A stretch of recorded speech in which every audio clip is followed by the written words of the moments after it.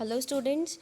आज हम एक नया चैप्टर स्टार्ट करने जा रहे हैं, फाइनेंशियल स्टेटमेंट्स। बहुत ही इम्पॉर्टेंट चैप्टर रहता है ये। इस चैप्टर में बेसिकली हम देखेंगे कि फाइनेंशियल स्टेटमेंट्स क्या है और क्या इसके यूजेस हैं, किस तरह से फाइनेंशियल स्टेटमेंट्स कोई कंपनी में मेंटेन किया जाता है। तो सबसे पहले हम देखते हैं meaning of financial statements.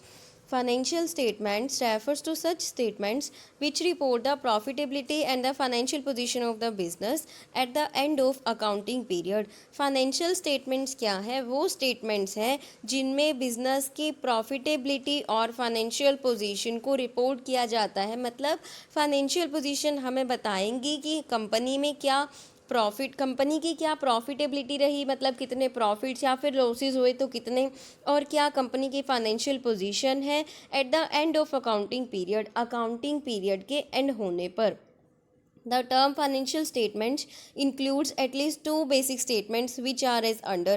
Financial statement में टू बेसिक स्टेटमेंट्स को इंक्लूड किया जाता है। First one is income statement and second is statement of financial position. Income statement देखिए नाम से ही क्लियर है। इनकम स्टेटमेंट हमें क्या बताएगी? हमारी कंपनी की प्रॉफिटेबिलिटी के बारे में बताएगी कि प्रॉफिट्स हुए हमारी कंपनी को अगर, तो कितने प्रॉफिट्स हुए, और अगर लॉसेज हुए हैं तो कितने लॉसेज हुए। और इसमें दो तरह के अकाउंट्स मेंटेन किए जाते हैं, एक तो ट्रेडिंग अकाउंट और दूसरा profit and loss account. Trading account में हमारे जितने भी डायरेक्ट एक्सपेंसेस हैं उन्हें दिखाया जाता है, और प्रॉफिट एंड लॉस अकाउंट में हमारे इनडायरेक्ट एक्सपेंसेस या इनडायरेक्ट इनकम्स जितनी भी हैं उन्हें दिखाया जाता है। तो इससे हमें पता क्या चलेगा कि पूरे अकाउंटिंग ईयर में हमारे बिजनेस को कितने प्रॉफिट्स हुए या फिर कितने लॉसेज हुए। Next is statement of financial position, जिसमें बैलेंस शीट को बनाया जाता है। बैलेंस शीट को बनाने का पर्पस क्या है कि एक पर्टिकुलर टाइम पीरियड पर, यानी कि अकाउंटिंग पीरियड के एंड होने पर हमें पता चलता है कि हमारी कंपनी की फाइनेंशियल पोजीशन क्या है, कितनी एसेट्स है हमारी कंपनी के पास और कितनी लाइबिलिटीज़ हैं। तो अब देखिए objectives of preparing financial statements. क्या ऑब्जेक्टिव्स है, क्यों फाइनेंशियल स्टेटमेंट्स को प्रिपेयर किया जाता है? To present a true and fair view of financial performance, यानी कि कितने हमें प्रॉफिट्स हुए, कितने हमें लॉसेस हुए, इनका ट्रू एंड फेयर व्यू देना है। कितनी इनकम हुई है, कितने एक्सपेंडिचर्स हैं, तो सभी कंटेंट्स को ऐड किया जाता है जब हम trading and profit and loss account बना रहे हैं। तो इससे पता चलता है कि हमारे जो कंपनी है उसकी फाइनेंशियल परफॉर्मेंस क्या रही, उसका ट्रू एंड फेयर व्यू हम प्रेजेंट कर रहे हैं, दे रहे हैं। और सेकंड ऑब्जेक्टिव बताया है to present a true and fair view of financial position. हमारी जो फाइनेंशियल पोजीशन है उसका true and fair view present किया जाता है। फाइनेंशियल पोजीशन मतलब कितनी हमारे पास एसेट्स हैं और कितनी हमारी लाइबिलिटीज़ हैं। तो हमें अपनी प्रॉफिटेबिलिटी का ट्रू एंड फेयर व्यू देना है, हमें अपनी फाइनेंशियल पोजीशन का ट्रू एंड फेयर व्यू देना है। किसे देना है? वेरियस यूज़र्स होते हैं हमारी फाइनेंशियल स्टेटमेंट्स के, मतलब कुछ एक पार्टीज़ हैं जो हमारी कंपनी से जुड़ी हुई है किसी ना किसी तरीके से, उन्हें यानी कि ट्रू एंड फेयर व्यू हमारी कंपनी प्रोवाइड कराती है। तो देखते हैं वो कौन कौन सी पार्टीज़ हैं जो फाइनेंशियल स्टेटमेंट्स को यूज़ कर रही हैं, फाइनेंशियल स्टेटमेंट्स को एनालाइज करती हैं। यूज़र्स ऑफ फाइनेंशियल स्टेटमेंट्स, देखिए कौन कौन यूज़र्स हो सकते हैं। पहला हमें बताया मैनेजमेंट। मैनेजमेंट यानी कि जो मैनेजर्स हैं हमारी कंपनी में, क्यों उन्हें फाइनेंशियल स्टेटमेंट्स की ज़रूरत है? उन्हें डिसीजन मेकिंग करनी है, फ्यूचर के लिए जो प्लानिंग करनी है, यानी कि जो एक अकाउंटिंग ईयर ख़त्म होने के बाद नेक्स्ट अकाउंटिंग ईयर के लिए क्या करना होता है, प्लानिंग करनी है, पॉलिसीज़ बनानी है, अलग अलग डिसीजंस लेने होते हैं। तो वो किसके बेसिस पर लेंगे? जो हमने प्रीवियस अकाउंटिंग ईयर के फाइनेंशियल स्टेटमेंट्स बनाई उनको एनालाइज करते हुए हमारी कंपनी के जो मैनेजर्स हैं वो ये सब डिसीजन मेकिंग करेंगे, प्लान्स बनाएंगे, पॉलिसीज़ बनाएंगे। The financial statements helps the management in assessing the profitability of various activities and various departments. अलग अलग एक्टिविटीज़ या अलग अलग डिपार्टमेंट से कितनी हमें प्रॉफिटेबिलिटी हुई है ये सब मैनेजर्स असेस कर सकते हैं। किसके थ्रू? फाइनेंशियल स्टेटमेंट्स के थ्रू। On their basis the management can review the progress of the business. इन सब के बेसिस पर मैनेजमेंट ये पता लगा सकती है कि हमारे बिजनेस कितनी प्रोग्रेस कर रहा है, and take decisions for controlling non profitable activities. और अगर किन्हीं पर्टिकुलर एक्टिविटीज से या किसी डिपार्टमेंट से अगर हमें लॉसेस हो रहे हैं, मतलब वो नॉन प्रॉफिटेबल एक्टिविटीज़ है जिससे हमें कोई भी प्रॉफिट नहीं होता है, तो उन एक्टिविटीज़ को कंट्रोल कर सकते हैं कौन? हमारी कंपनी की मैनेजमेंट। नेक्स्ट यूजर्स हमें बताया इन्वेस्टर्स। इन्वेस्टर्स कौन है? जिन्होंने हमारी कंपनी में पैसा इन्वेस्ट किया है। किस पर्पस से? ताकि उनका जो मतलब पैसा जो उन्होंने इन्वेस्ट किया है उस पर उन्हें अच्छा रिटर्न मिले। तो इन्वेस्टर्स क्यों फाइनेंशियल स्टेटमेंट्स को एनालाइज करना चाहेंगे? वो देखेंगे कि हमारे बिजनेस की प्रॉफिटेबिलिटी क्या है, ताकि जो उन्हें रिटर्न मिलेगा वो फेयर रिटर्न मिले, और हमारे बिजनेस की फाइनेंशियल पोजीशन क्या है, ताकि फ्यूचर में उनका पैसा सिक्योर है या फिर नहीं है। They can assess the short term and long term financial soundness and earning capacity of the business with the help of financial statements. अब इन्वेस्टर क्या असेस कर रहे हैं? Short term and long term financial soundness. Short term financial soundness क्यों check कर रहे हैं? ताकि उन्हें पता चले कि उन्हें उनका जो रिटर्न है इन्वेस्टमेंट पर वो मिलेगा कि नहीं मिलेगा, मतलब वो एक्यूरेट रेट पर मिलेगा कि नहीं मिलेगा। और लॉन्ग टर्म फाइनेंशियल साउंडनेस को क्यों चेक कर रहे हैं? ताकि उनका जो पैसा मतलब उन्होंने इन्वेस्ट किया है कंपनी में, कहीं वो सिक्योर है या नहीं है, मतलब कहीं वो डूब तो नहीं जाएगा। तो इन सब चीज़ों को जानने के लिए जो इन्वेस्टर्स हैं वो फाइनेंशियल स्टेटमेंट्स को एनालाइज करते हैं। नेक्स्ट यूजर बताया short term creditors. On the basis of financial statements they assess whether the enterprise will able to pay their debts or not।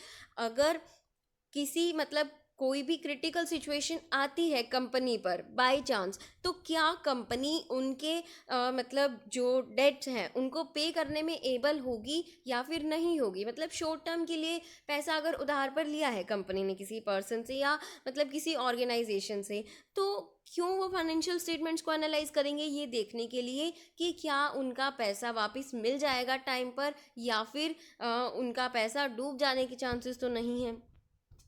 Next point is long term creditors. Long term creditors जिन्होंने long time के लिए हम पैसा company को उधार दिया है। Example debenture holders हो सकते हैं, जिन्होंने कंपनी की डिबेंचर्स खरीदे हैं, वो क्या है? कंपनी के लॉन्ग टर्म क्रेडिटर्स हैं। अब इन्हें क्यों फाइनेंशियल स्टेटमेंट्स को एनालाइज करना है? इन्हें देखना होता है कि मतलब करंट प्रॉफिट जो है कंपनी को, मतलब इस अकाउंटिंग ईयर में जो प्रॉफिट्स हुए उससे क्या कंपनी इनका इंटरेस्ट पे ऑफ कर सकती है या नहीं कर सकती। सेकंड, कि जो इन्होंने कंपनी को पैसा उधार दिया है ड्यू टाइम पर, क्या इनका पैसा कंपनी इन्हें वापस दे पाएगी या फिर नहीं दे पाएगी। On the basis of financial statements they may determine whether the enterprise will able to pay the interest consistently. क्या जो एंटरप्राइज है इनके अमाउंट पर जो इन्होंने मतलब पैसा उधार दिया है कंपनी को, क्या कंपनी इनके उस पैसे पर इंटरेस्ट कंसिस्टेंटली दे पाएगी कि नहीं दे पाएगी। मतलब ऐसा तो नहीं है कि कंपनी ने एक दो बार इंटरेस्ट दिया उसके बाद कंपनी इंटरेस्ट नहीं दे पा रही है, अनेबल हो गई है।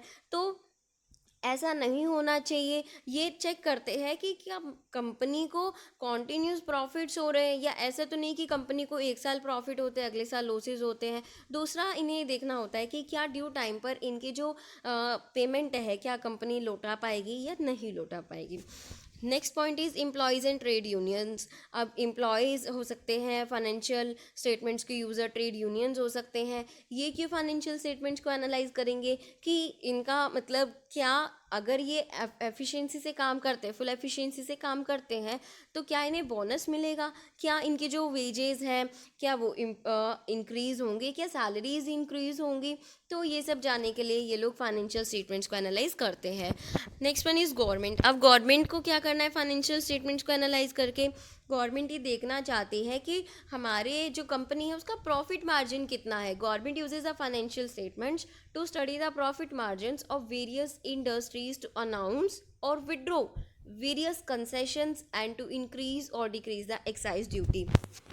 अब देखिए गवर्नमेंट को क्या करना है, to announce or withdraw various concessions. अगर प्रॉफिट मार्जिन बहुत कम है कंपनी के लिए तो गवर्नमेंट क्या करेगी, डिफरेंट कंसेशंस को इंट्रोड्यूस करेगी, ठीक है। और अगर कंपनी के प्रॉफिट मार्जिन्स नेसेसरी हाई हैं तो गवर्नमेंट क्या करेगी, जो कंसेशंस अगर किसी टाइम पर गवर्नमेंट ने अनाउंस किए थे तो उन्हें विड्रॉ कर लेगी, मतलब उन्हें हटा दिया जाएगा। दूसरा, to increase or decrease the excise duty. Excise duty जो कंपनी को देना होता है प्रोडक्शन पर, उसे इंक्रीज़ किया जाए या फिर डिक्रीज़ किया जाए। ये भी कंपनी कितना प्रॉफिट अर्न कर रही है उसके बेसिस पर गवर्नमेंट डिटरमाइन करती है। Next one is taxation authorities. Taxation authorities क्यों फाइनेंशियल स्टेटमेंट्स को एनालाइज करती है? मतलब जो हमारे अकाउंटिंग ईयर्स हैं उनमें डिफरेंट डिफरेंट जो टैक्सेस हैं, डायरेक्ट टैक्सेस या इनडायरेक्ट टैक्सेस, उनकी रेट्स डिटरमाइन करने के लिए टैक्सेशन अथॉरिटीज़ फाइनेंशियल स्टेटमेंट्स को एनालाइज करते हैं। और other users such is trade associations, consumer organisations, researchers etcetera, तो ये भी अपने अपने पर्पज से फाइनेंशियल स्टेटमेंट्स को, कंपनी की फाइनेंशियल स्टेटमेंट्स को एनालाइज करते हैं। अब देखते हैं कि इनकम स्टेटमेंट, हमने बिल्कुल स्टार्टिंग में पढ़ा था कि फाइनेंशियल स्टेटमेंट जो बनाई उसमें बेसिकली दो स्टेटमेंट्स को इंक्लूड किया जाता है। इनकम स्टेटमेंट्स जिसमें हम दो तरह के अकाउंट्स बना रहे हैं, ट्रेडिंग अकाउंट और दूसरा प्रॉफिट एंड लॉस अकाउंट। और सेकंड स्टेटमेंट थी बैलेंस शीट, जिसमें हम कंपनी की फाइनेंशियल पोजीशन को चेकआउट करते हैं। तो सबसे पहले हम देखते हैं इनकम स्टेटमेंट्स के बारे में। इसको दो पार्ट्स में डिवाइड किया जाता है। पहला हम ट्रेड अकाउंट बनाते हैं, दूसरा में हम प्रॉफिट एंड लॉस अकाउंट बनाते हैं। तो सबसे पहले हम देखते हैं ट्रेडिंग अकाउंट के बारे में। Trading account is prepared for calculating the gross profit or gross loss arising or incurred as a result of trading activities of business. Business को ट्रेडिंग एक्टिविटीज़ को परफॉर्म करने से कितना प्रॉफिट हुआ या कितना लॉस हुआ वो हम ट्रेडिंग अकाउंट से डिटरमाइन कर सकते हैं। ट्रेडिंग अकाउंट जो हमारा है उसमें हम जितने भी हमारे डायरेक्ट एक्सपेंसेस है, या फिर यूँ कह लें कि जितने भी हमारे गुड्स से रिलेटेड ट्रांजेक्शन्स है, मतलब गुड्स को ख़रीदा है, गुड्स को बेचा है, रिटर्न किया है, जो गुड्स हमने परचेज़ की थी उन्हें रिटर्न कर दिया, इनके परचेज़ रिटर्न, अगर सेल्स रिटर्न हुआ है तो इन सब चीज़ों को रिकॉर्ड करते हैं। ओपनिंग स्टॉक यानी कि पिछले साल का स्टॉक जो अगर कुछ बचा हुआ है, क्लोजिंग स्टॉक इस साल का स्टॉक अगर बच गया, तो ये सब चीज़ें मतलब जो भी गुड्स से रिलेटेड हैं वो सब हम ट्रेडिंग अकाउंट में दिखाते हैं। इसलिए कभी कभी ट्रेडिंग अकाउंट को गुड्स अकाउंट भी बोल दिया जाता है। In other words, it is prepared to show the result of manufacturing, buying and selling of goods if the amount of sale exceeds the amount of purchases and expenses directly connected with such purchases। देखिए इन्होंने क्या बोला, अगर जो sales का amount है वो ज़्यादा है, मतलब एक्सीड कर रहा है किससे, अमाउंट ऑफ परचेज से, और डायरेक्ट एक्सपेंसेस जो है परचेज से रिलेटेड उनसे, अगर परचेज से रिलेटेड जितने भी डायरेक्ट एक्सपेंसेस हैं उनसे हमारी सेल ज़्यादा है तो क्या होगा, ग्रोस प्रॉफिट होगा। और अगर हमारी जो सेल्स है वो कम है, यानी कि परचेजेस और डायरेक्ट एक्सपेंसेस इन दोनों को ऐड कर दिया जाए तो ये अमाउंट ज़्यादा रहेगा और सेल्स का अमाउंट कम रहेगा। तो अगर ऐसा है तो क्या होगा, डिफरेंस को क्या बोला जाएगा, ग्रोस लॉस बोला जाएगा। तो अब हम देखते हैं format of trading account. Trading account का परफॉर्मा क्या है। जब भी हम ट्रेडिंग अकाउंट बना रहे हैं तो इस तरह से हम स्टार्टिंग में लिखेंगे trading account for the year ending, जिस भी ईयर का हम ट्रेडिंग अकाउंट बना रहे हैं। तो एक साइड डेबिट साइड होगी और एक साइड क्रेडिट साइड होगी। डेबिट साइड में हम अपने सभी एक्सपेंसेस मतलब डायरेक्ट एक्सपेंसेस को दिखाएंगे। डायरेक्ट एक्सपेंसेस मतलब expenses directly related to purchase of goods. और क्रेडिट साइड में हम क्या दिखाएंगे, हम अपनी सेल्स को दिखाएंगे। तो सबसे पहला जो डेबिट साइड में हम दिखाते हैं वो ओपनिंग स्टॉक। ओपनिंग स्टॉक मतलब कि पिछले साल का जो स्टॉक है अगर वो कुछ बचा है तो हम वो ट्रेडिंग अकाउंट में लेकर आएंगे। नेक्स्ट हम दिखाएंगे टू परचेजेस, कितना हमने परचेज़ किया, इसमें हम लेस कर देंगे परचेज़ रिटर्न, या फिर परचेज़ रिटर्न को हम रिटर्न आउटवर्ड्स भी बोलते हैं। उसके बाद जितने भी हमारे एक्सपेंसेस हैं डायरेक्ट एक्सपेंसेस वो हम सब ट्रेडिंग अकाउंट में डालते हैं, जैसे कि wages and salaries direct expenses, carriage और कैरेज इनवर्ड। याद रखिए कि कैरेज इनवर्ड अगर है तो उसे हम डालते हैं ट्रेडिंग अकाउंट में, और अगर कैरेज आउटवर्ड है तो उसे हम डालते हैं प्रॉफिट एंड लॉस अकाउंट में।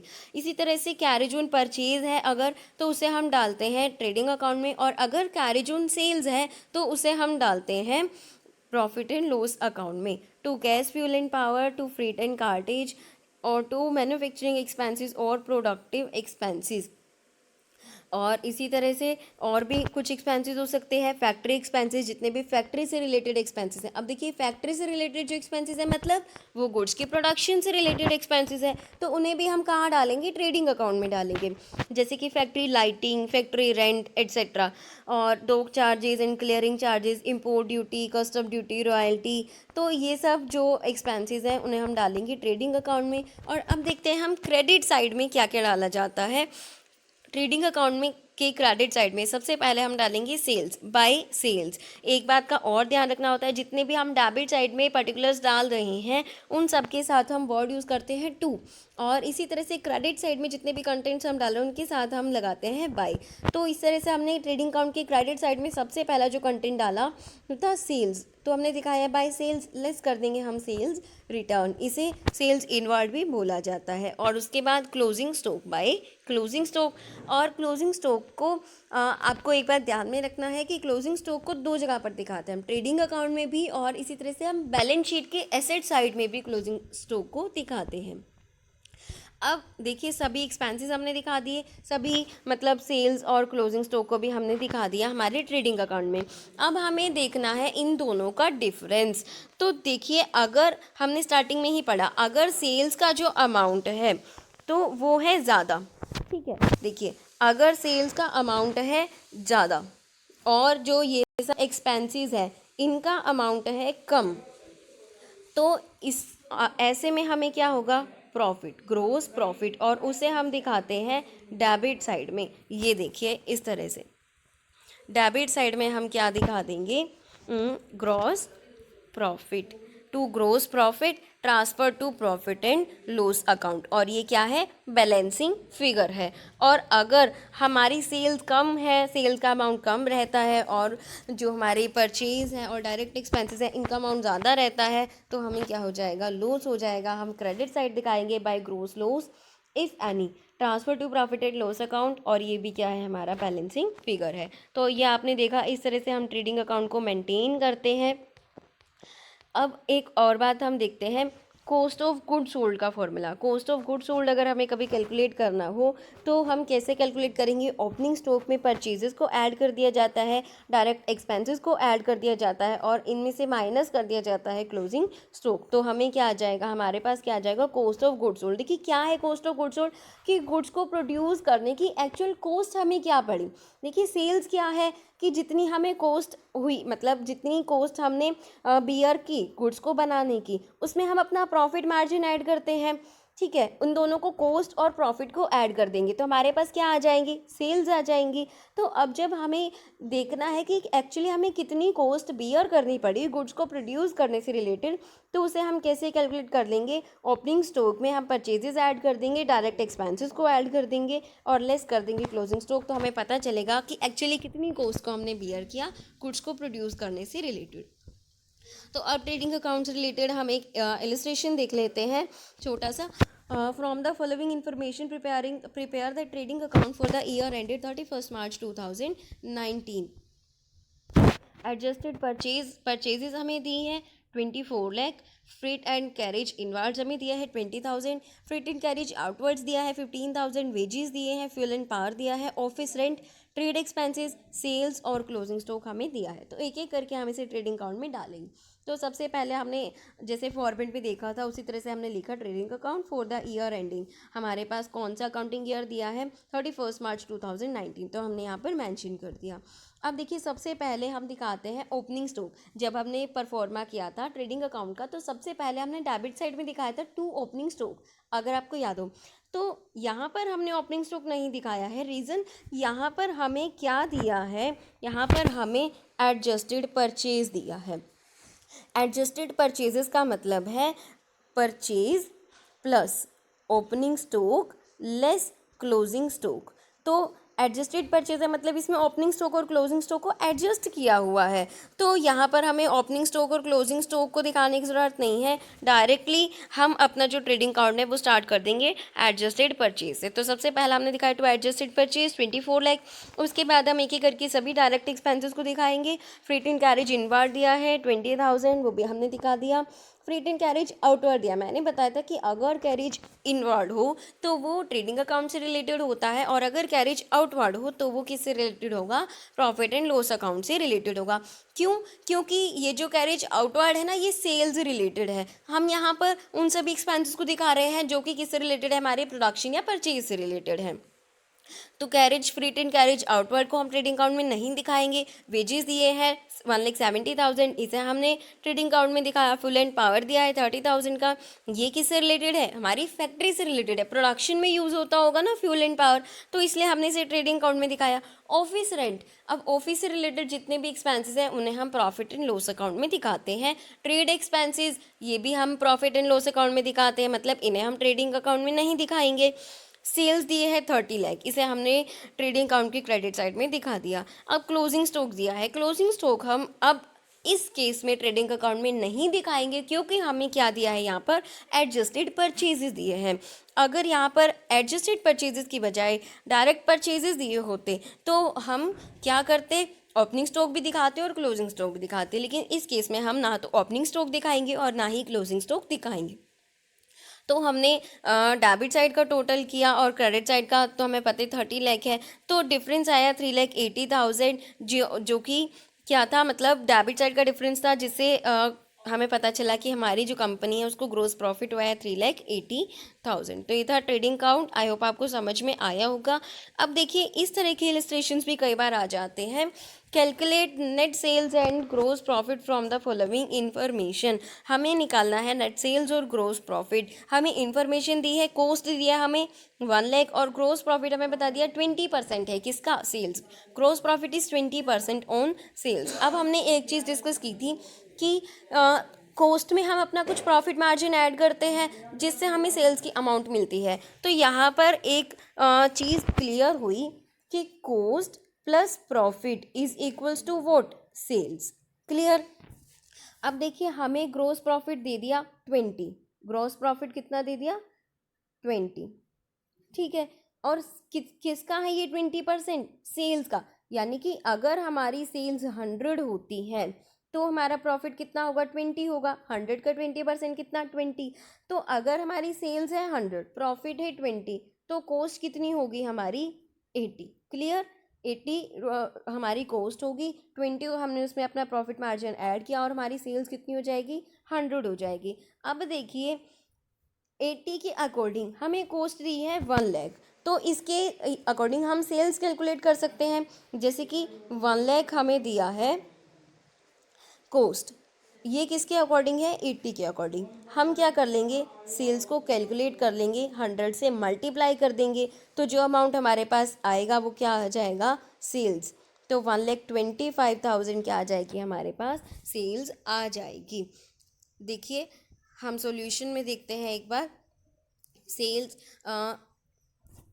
हम सेल्स को लेट कर लिया 100, और अगर हमने सेल्स को 100 लेट कर लिया तो ग्रोस प्रॉफिट हो जाएगा हमारा 20, क्योंकि जीपी 20% ऑन सेल्स, तो कॉस्ट कितनी बन जाएगी 80। तो अब देखिए इस तरह से हमने सेल्स कैलकुलेट कर लिया, 1 लाख डिवाइड बाई 80 इंटू 100, तो सेल्स आके हमारे पास 1,20,000। तो अब देखिए ग्रोस प्रॉफिट कैसे निकल जाएगा, sales minus cost of goods sold, 1,25,000 minus 1 lakh is equals to 25,000।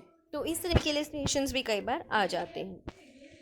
तो ये था हमारा ट्रेडिंग अकाउंट से रिलेटेड। अब हम देखते हैं प्रॉफिट एंड लॉस अकाउंट। अब देखिए प्रॉफिट एंड लॉस अकाउंट क्या है। प्रॉफिट एंड लॉस अकाउंट ऐसा अकाउंट है जिससे कि हमें अपने कंपनी के नेट प्रॉफिट्स या फिर नेट लॉसेस के बारे में पता चलता है। Trading account only discloses the gross profit earned as a result of buying and selling of goods. However, a businessman has to incur a number of expenses which are not taken to trading account. Trading account में दिखाएगी expenses के अलावा ऐसे बहुत सारे expenses होते हैं जो बिजनेस को इनक्योर करने पड़ते हैं। Hence, a businessman is more interested in knowing the net profit earned or net loss incurred during the year. As such, a profit and loss account is prepared which contains all the items of losses and gains pertaining to the accounting period. तो profit and loss account में हम अपने सभी मतलब indirect जो है expenses और incomes को दिखाएंगे, जिससे पता चलेगा कि पूरे साल में एग्जैक्ट हमें कितना प्रॉफिट हुआ, यानी कि नेट प्रॉफिट हम बोलते हैं ना, जिसे कितना नेट प्रॉफिट हमने अर्न किया, या फिर अगर हमें लॉस हुआ तो उसका भी नेट अमाउंट हमें प्रॉफिट एंड लॉस अकाउंट से पता चलेगा। अब है need and importance of profit and loss account. क्या ज़रूरत है प्रॉफिट एंड लॉस अकाउंट बनाने की, तो एसरटेन द नेट प्रॉफिट और नेट लॉस, हमें पता लगाना है कि कितना हमने प्रॉफिट एग्जैक्टली अर्न किया, या अगर लॉसेस हुए तो एग्जैक्ट कितने लॉसेस हुए। तो किससे पता चलेगा, ये प्रॉफिट एंड लॉस अकाउंट से पता चलेगा। फिर उसके बाद है comparison with previous years profits. अब देखिए कि जब हमने इस ईयर के मतलब प्रॉफिट्स को कैलकुलेट कर लिया कि प्रॉफिट हुए तो इतने, लॉसेस हुए तो इतने हुए, तो अब हम उन प्रॉफिट्स को पिछले साल के प्रॉफिट एंड लॉस अकाउंट से जो हमने नेट प्रॉफिट निकाला था ना, उससे कंपेयर करेंगे, जिससे हमें पता चलेगा कि हमारा जो बिजनेस है, हमारी जो कंपनी है वो ग्रो कर रही है या फिर नहीं। The net profit of the current year can be compared with that of the previous years. It enables the businessman to know whether the business is being conducted efficiently or not. यानी कि हमारा जो business है वो efficiently conduct किया जा रहा है क्या नहीं, मतलब कि जो हम एक्सपेंसेस कर रहे हैं, जो हमारे नॉन प्रॉफिटेबल एक्सपेंसेस हैं, उनको हम कंट्रोल कर रहे हैं या फिर नहीं कर रहे हैं। फिर है control on expenses. Profit and loss account helps in comparing various expenses with the expenses of previous year. अब देखिए कंपैरिजन करेंगे कि पिछले साल कौन कौन से ऐसे एक्सपेंसेस थे जिनसे हमें बिल्कुल भी प्रॉफिट नहीं हुआ, तो उन पर हम कंट्रोल कर सकते हैं। इस साल हम उन एक्सपेंसेस को नहीं करें जिससे हमें बिल्कुल भी प्रॉफिट नहीं होता है। फिर है helpful in preparation of balance sheet. अब जो बैलेंस शीट है उसे हम बना सकते हैं, मेंटेन कर सकते हैं किसकी हेल्प से, net profit and loss account की हेल्प से। किस तरह से, प्रॉफिट एंड लॉस अकाउंट से जो हमने नेट प्रॉफिट या नेट लॉस कैलकुलेट किया उससे हम बैलेंस शीट में दिखाते हैं, तब हमारे पास जाकर के एक्यूरेट बैलेंस शीट बन पाती है। तो ये थे प्रॉफिट एंड लॉस अकाउंट के इम्पॉर्टेंस। अब हम देखते हैं format of profit and loss account. तो सबसे पहला जो पर्टिकुलर रहता है प्रॉफिट एंड लॉस अकाउंट में, वो देखिए क्या रहता है। जब हमने ट्रेडिंग अकाउंट बनाया था, तब हमने, अगर हमें ग्रॉस प्रॉफिट होता है उसे हमने डेबिट साइड डाला था, टू ग्रॉस प्रॉफिट बीडी, मतलब बीडी मतलब ब्रॉड फॉरवर्ड। अब यहाँ ये जो ग्रॉस प्रॉफिट हमने लिखा था, साथ में ये भी लिखा गया था कि transfer to profit and loss account. तो अगर ग्रॉस प्रॉफिट आता है तो ट्रेडिंग अकाउंट से, तो उसे हम दिखाएंगे आगे profit and loss account start करते हुए प्रॉफिट एंड लॉस अकाउंट के क्रेडिट साइड में एज अ ओपनिंग बैलेंस। और अगर ग्रॉस लॉस हुआ था हमें, तो उसे हम ट्रेडिंग अकाउंट स्टार्ट करते हुए स्टार्टिंग में डेबिट साइड में दिखाएंगे। तो देखिए हम देखते हैं प्रॉफिट एंड लॉस अकाउंट का pro forma. Format of profit and loss account. Profit and loss account for the year ending, इसी तरह से हमने ट्रेडिंग अकाउंट की भी स्टार्टिंग की थी, हम लिखते थे trading account for the year ending. Same way में हम प्रॉफिट एंड लॉस अकाउंट को स्टार्ट करेंगे। डेबिट साइड में हम सभी एक्सपेंसेस को दिखाएंगे और क्रेडिट साइड में हम सभी इनकम्स को दिखाएंगे।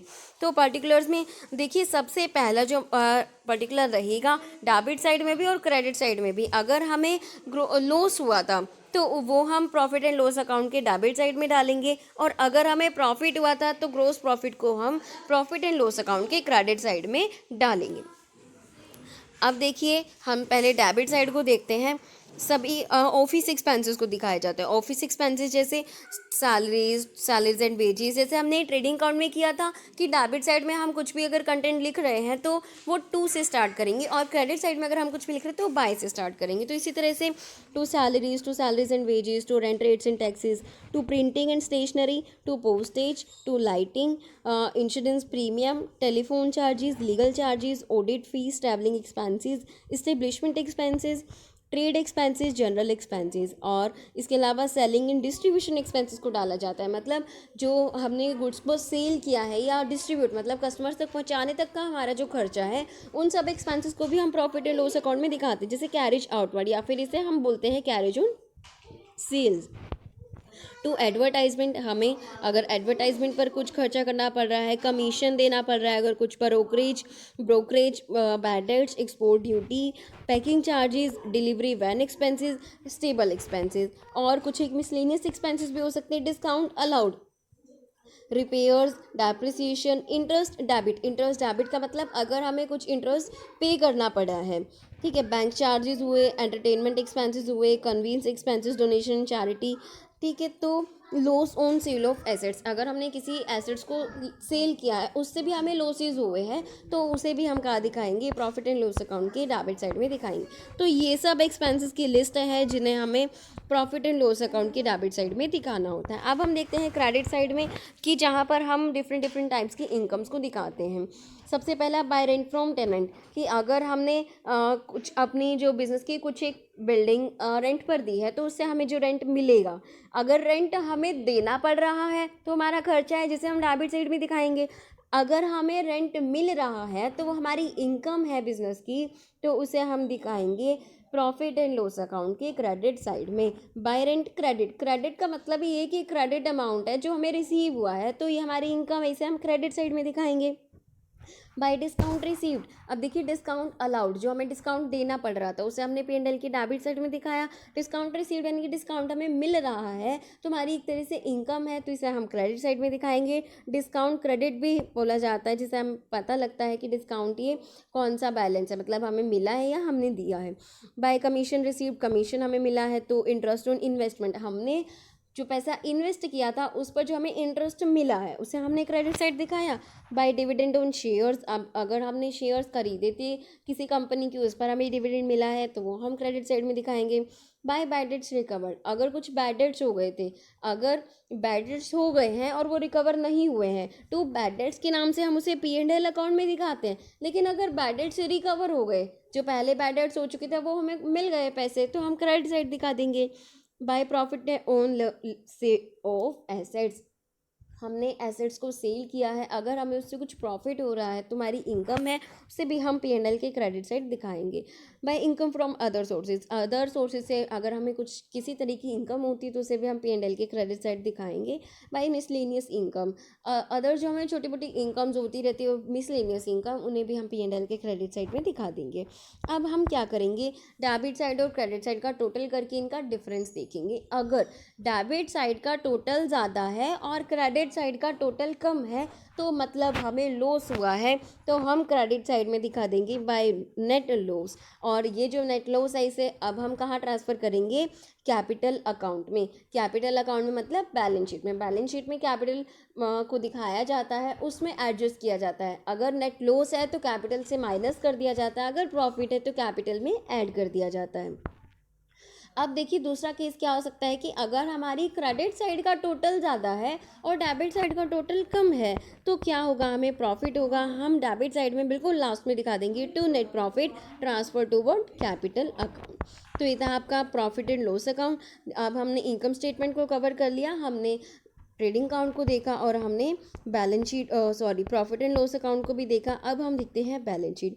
देखिए बैलेंस शीट क्या है कि जो कि कंपनी की फाइनेंशियल पोजीशन को बताती है, कंपनी के पास कितनी एसेट्स हैं या कंपनी के पास कितनी लाइबिलिटीज़ हैं, मतलब जो हमें बताती है कि अगर कोई क्रिटिकल सिचुएशन आती है तो क्या हमारा जो बिजनेस उसे कॉप अप कर सकता है कि नहीं कर सकता। तो बैलेंस शीट के हम परफॉर्मा को देखते हैं, फॉर्मेट ऑफ बैलेंस शीट। तो जब भी हम बैलेंस शीट बना रहे हैं, जब भी हमने trading and profit and loss account बनाया तो हमने लिखा था trading account for the year ending whatever the year was, और profit and loss account for the year ending. अब जब भी हम बैलेंस शीट बना रहे हैं तो बैलेंस शीट बनाते हम लिखेंगे बैलेंस शीट एज एट, मतलब किस डेट को हम बैलेंस शीट बना रहे हैं। लाइबिलिटीज़ दिखाई जाती हैं और एक साइड एसेट्स दिखाई जाती है। तो सबसे पहले हम लाइबिलिटीज़ में देखते क्या क्या दिखा है। Current liabilities, bank overdraft, bank bills payable, sundry creditors, outstanding expenses, unearned income. Non current liabilities में लॉन्ग टर्म लोन्स वगैरह को दिखाया जाता है। फिर रिजर्व्स अगर कुछ है तो कैपिटल, कैपिटल का जो अमाउंट है वो दिखाया जाएगा। अगर नेट प्रॉफिट है तो इसमें ऐड कर दिया जाएगा, अगर लॉस है तो वो लेस कर दिया जाएगा। और क्या क्या लेस किया जाता है, ड्राइंग्स को लेस किया जाता है और इनकम टैक्स को लेस किया जाता है, क्योंकि इनकम टैक्स को क्या माना जाता है, एक तरह से ड्राइंग्स। और लाइफ इंश्योरेंस प्रीमियम को भी लेस किया जाता है, क्योंकि लाइफ इंश्योरेंस प्रीमियम को भी ड्राइंग्स माना जाता है। एसेट साइड देखते हैं किन किन एसेट्स को दिखाया जाता है। Current assets, cash in hand, cash at bank, bills receivable, short term investment, sundry debtors या फिर book debts, closing stock, prepaid expenses, accrued income, long term investment. Non current assets में जो भी हमारी फिक्स एसेट्स है, furniture, loose tools, motor vehicle, plant and machinery, land and building, patents and trademarks और goodwill.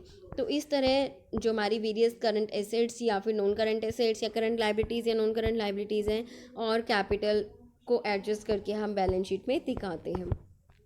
तो अब हम एक क्वेश्चन कर लेते हैं जिससे हमें समझ में आ जाएगा कि क्या trading and profit and loss account और बैलेंस शीट एक्चुअली हम बना सकते हैं कि नहीं। From the following trial balance of Rai Bahadur and sons prepare trading and profit and loss account for the year ending 31st March 2017 and balance sheet as at that date. The closing stock on 31st March 2017 was valued at 25,000। Closing stock हमें बता दिया है कितना है, 25,000। तो अब हमें ये ट्रायल बैलेंस दिया है जिसकी हेल्प से हमें trading and profit and loss account और बैलेंस शीट को बनाना है। डेबिट बैलेंसेस दिए हैं, क्रेडिट बैलेंसेस दिए हैं।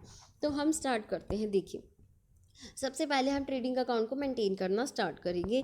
इन्होंने सबसे पहला दिया स्टॉक ऑन 1 अप्रैल 2016। तो ये क्या है, हमारा ओपनिंग स्टॉक, क्योंकि 1 अप्रैल को दिया है तो हम ओपनिंग स्टॉक दिखा देंगे 20,000 से ट्रेडिंग अकाउंट में। देखिए इस तरह से, क्लियर। अब इसके बाद हमें दिया है परचेजेस 75,000। अब परचेजेस हैं तो हम साइड बाय साइड देख लेते हैं कि परचेजेस रिटर्न तो नहीं है। क्रेडिट साइड में देखिए सन्ड्री क्रेडिटर्स, और उसके बाद दिया है परचेज रिटर्न्स 3,000।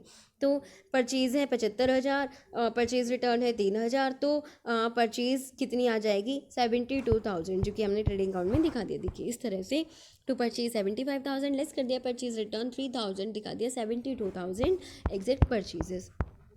इसके बाद हम देखते हैं सेल्स रिटर्न दिया है। सेल्स रिटर्न दिया है मतलब हमें सेल्स भी दिया होगा। तो देखिए परचेज रिटर्न के बिल्कुल नीचे हमें सेल्स दिया है 2,50,000। तो इसे हम कहाँ दिखाते हैं, ट्रेडिंग अकाउंट के क्रेडिट साइड दिखाते हैं। 2,50,000 जिसमें से हम सेल्स रिटर्न माइनस कर देंगे जो कि कितना है, 8,000 है। तो ये हमारे पास सेल्स आ जाएगी exact 2,42,000 by sales minus sales return. अब इसके बाद फ्रीट एंड कैरेज दिया है। अगर हमें कुछ नहीं बताया कि इनवर्ड है या आउटवर्ड है तो मान लेते हैं कि डायरेक्ट एक्सपेंसेस है मतलब इनवर्ड है, परचेज रिलेटेड है, तो इसे हम ट्रेडिंग अकाउंट में दिखाएंगे 7,500। देखिए इस तरह से, टू फ्रीट एंड कैरेज 7,500। उसके बाद वेजेस दिए हैं 36,500, तो इसे भी हम ट्रेडिंग अकाउंट के डेबिट साइड में दिखा देते, टू वेजेस 36,500। अब देखिए इसके बाद हम देख लेते हैं क्या और कुछ ऐसा जो ट्रेडिंग अकाउंट में दिखाना बाकी है। सैलरीज दी है, repairs, trade expenses, rent and taxes, cash in and VR, debtors, plant and machinery, withdrawals, bank deposits, और क्रेडिट साइड में commission, capital interest on bank deposits और बीपी। देखिए इनमें से कुछ भी डायरेक्ट एक्सपेंसेस नहीं है, तो ट्रेडिंग एक्सपेंसेस हमारा इतना ही था। लेकिन एक कमी जो रह गई है, क्लोजिंग स्टॉक। क्लोजिंग स्टॉक हमें दिखाना है। तो देखिए बिल्कुल स्टेटमेंट के जो स्टेटमेंट हमें दी थी उसमें बताया था closing stock on 31st March 2017 was valued at 25,000। तो हम क्लोजिंग स्टॉक दिखा देंगे क्रेडिट साइड में ट्रेडिंग अकाउंट की बाय क्लोजिंग स्टॉक 25,000। इसके बाद हमें बैलेंस करना है जिससे हमें पता चला कि हमें प्रॉफिट हो रहा है। ग्रोस प्रॉफिट दिखा दिया, तो ग्रोस प्रॉफिट सी डी मतलब कैरी फॉरवर्ड 1,31,000, और हमने इनका टोटल दिखा दिया। ठीक है, अब इसके बाद ये जो ग्रोस प्रॉफिट है इसे हम प्रॉफिट एंड लॉस अकाउंट में लेकर के जाएंगे बाय ग्रोस प्रॉफिट BD 1,31,000। अब देखते हैं हम एक एक करके सभी एक्सपेंसेस और इनकम्स को।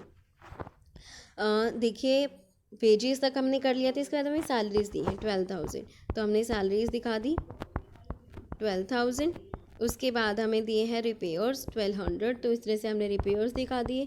उसके बाद हमें दिए हैं ट्रेड एक्सपेंसेस 4,000, ट्रेड एक्सपेंसेस दिखा दिया हमने 4,000। उसके बाद हमें दिया है रेंट एंड टैक्सेस 24,000, तो इस तरह से हमने रेंट एंड टैक्सेस को भी दिखा दिए 24,000। अब इसके बाद हमें कैश इन हैंड दिया है, ये एसेट है, बैलेंस शीट में दिखाते हैं। BR debtors, plant and machinery, drawings, bank deposits, ये सब हमारा बैलेंस शीट से रिलेटेड है। तो अब हम इनकम्स में देख लेते हैं। एक्सपेंसेस हमने दिखा दिए सारे। कमीशन दिया है, कमीशन मतलब इनकम है हमारी 3,300, तो इसे हम P&L के क्रेडिट साइड में दिखा देंगे बाय कमीशन 3,300। अब इसके बाद कैपिटल दी है जिसे हम बैलेंस शीट में दिखाते हैं। इंटरेस्ट ऑन बैंक डिपॉजिट्स, ये भी हमारी इनकम है, तो इसे भी हम P&L के क्रेडिट साइड में दिखा देंगे। तो इंटरेस्ट ऑन बैंक डिपॉजिट्स 2,000। इसके बाद हमें दिया है बिल BPN की बिल्स पेबल, जो कि हमारी लाइबिलिटी है जिसे हम बैलेंस शीट में दिखाएंगे। तो P&L भी हमारा कंप्लीट हुआ। हम क्या करेंगे, अब हमें सिर्फ इन डेबिट साइड और क्रेडिट साइड का डिफरेंस करना है। डिफरेंस करके हमें पता चला कि हमें प्रॉफिट हो रहा है, तो हमने दिखा दिया to net profit transfer to capital account 95,100। Clear.